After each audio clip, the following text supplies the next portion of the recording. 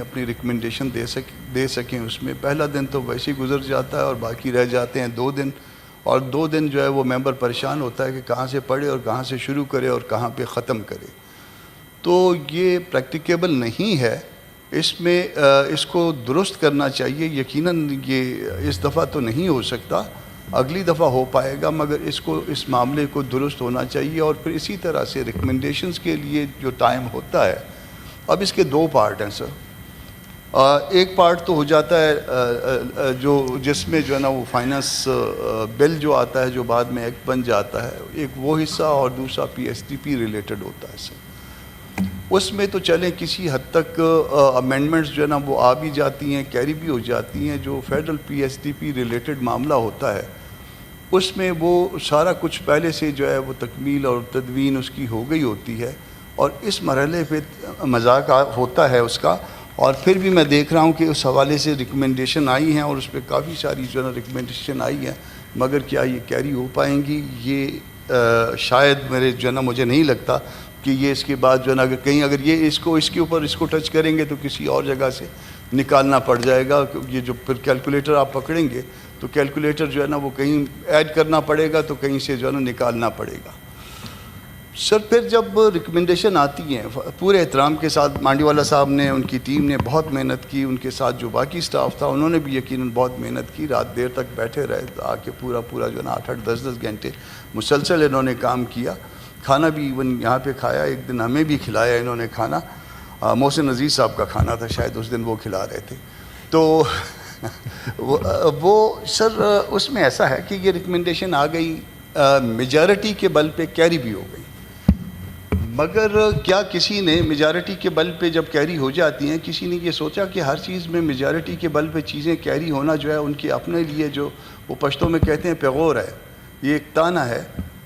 آپ 4 یا 5 چیزوں کے لیے پابند ہے. آرٹیکل 63A کا میں حوالہ دوں گا کہ 4 یا 5 چیزوں کے لیے پابند ہیں. وہ ٹریجری میں بیٹھے ہوئے دوستوں کے لیے جو ہے میری یہ عرض ہے کہ وہاں پہ آپ پارٹی پالیسی کو ٹو کرتے ہیں.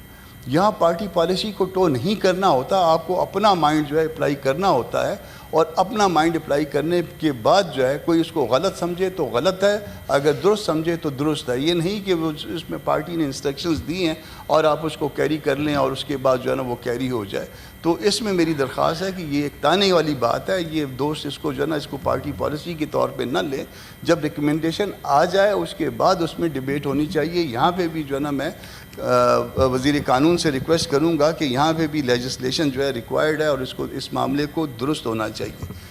فیڈرل PSDP کا ذکر کر رہا تھا رانا صاحب, اس سے پہلے جو ہے نا پنجاب کے ایک حصے کا رونا رو رہے تھے. اگر کوئی بلوچستان والا ابھی تک یہ رونا رو رہا ہوتا تو ابھی تک تو غدار ڈکلیئر ہو گیا ہوتا سر.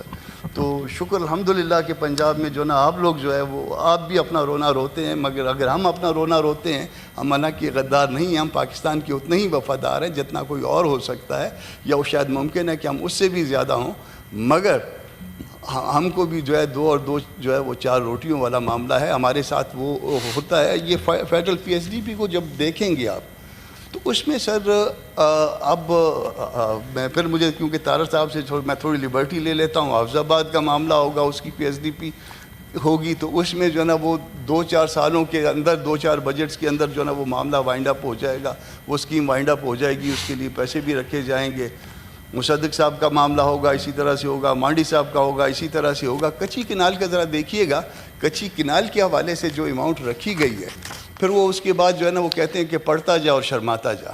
یہ بلوچستان کے جب معاملے آتے ہیں سر تو پھر ہم پڑھتے جاتے ہیں اور ہم خود شرماتے جاتے ہیں, اور ظاہر ہے یہ ہم تو شرماتے جاتے ہیں, پھر بعض اوقات ہم شرم سے جو ہے نا آنکھیں, منہ, کان سارا کچھ بند کر لیتے ہیں. مگر جب آپ صوبے میں واپس جاتے ہیں تو پھر جو تانے ملتے ہیں, وہ جو پیغور ہمارے لیے بنتی ہے, وہ بہت زیادہ تکلیف دہ ہوتی ہے.